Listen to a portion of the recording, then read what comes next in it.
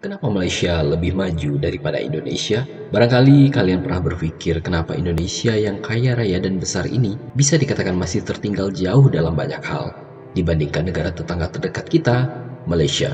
Padahal dari sisi asal-usul dan sejarah, Indonesia dan Malaysia memiliki banyak sekali kesamaan.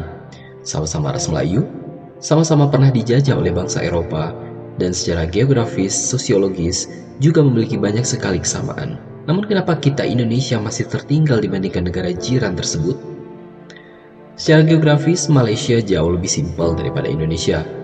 Negara ini praktis hanya terdiri dari dua, Semenanjung Malaka dan Borneo Utara. Mengintegrasikan Malaysia dari ujung ke ujung jauh lebih mudah daripada mengintegrasikan dari Sabang sampai ke Merauke.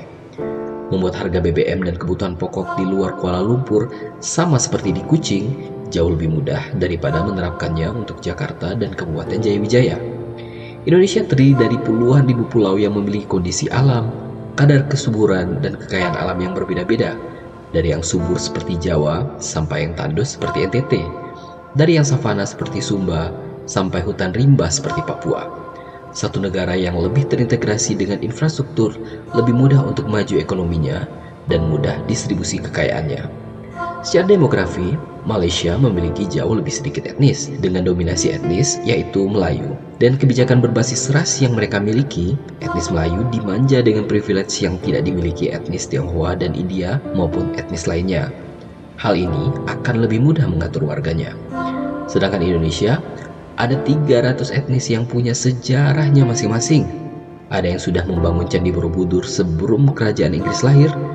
Ada yang sudah berdiplomasi dengan Kekaisaran Cina dan Kesultanan Ottoman sejak ratusan tahun yang lalu, sementara yang lain baru mengenal tulisan di abad ke-20. Masing-masing etnis punya aspirasi kedaerahan masing-masing, punya sejarah membanggakannya masing-masing. Lalu bagaimana membuat mereka ini bisa mau mengabaikan kedaerahan mereka dan bersatu dengan etnis lain seperti bangsa Indonesia? Itulah mengapa negara Indonesia, landasan negaranya, tidak memihak ke satu etnis dan agama. Konflik antara sentimen kedaerahan atau keagamaan dan sentimen nasionalisme membuat sejarah RI penuh dengan perang melawan pemberontakan, mulai dari DITI, GAM, OPM, PRRI Permesta, PKI, Andi Aziz, APRA, RMS, dan lain-lain.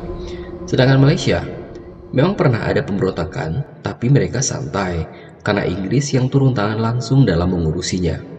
Ditilik dari sejarah kemerdekaannya, lahirnya negara Malaysia karena Inggris memang mau melepaskan koloni-koloninya. Jadi, Malaysia lahir lebih karena kebijakan Inggris daripada sentimen nasionalismenya. Inggris melahirkan Malaysia dan mengasuh sampai pada taraf bisa mandiri. Diurusi bangetlah pokoknya. Di lain sisi, sejarah Kepulauan Hindia Belanda dipenuhi dengan pemberontakan yang berdarah-darah. Waktu sentimen nasionalisme lahir di awal abad 20 dan akhirnya menjadi Sumpah Pemuda di tahun 1928, arus nasionalisme di Hindia Belanda menjadi semangat pemberontakan melawan penjajah. Berbeda dengan Inggris, Belanda sama sekali tidak berminat melepas koloninya. Ini adalah prize possession buat mereka. Maka, lahirnya negara Indonesia harus melalui perang yang berdarah-darah. Setelah pengakuan kedaulatan pun, tentunya sikap Belanda terhadap Indonesia pun beda dengan sikap Inggris terhadap Malaysia. Indonesia harus berjuang sendiri menjaga integritas teritorialnya dari ancaman luar maupun pemberontakan dari dalam. Ini semua menghambat kemajuan ekonomi. Jadi, bisa dibilang, Malaysia sudah mulai membangun jauh sekali lebih awal di saat Indonesia masih sibuk menjaga keutuhan negara tercinta ini.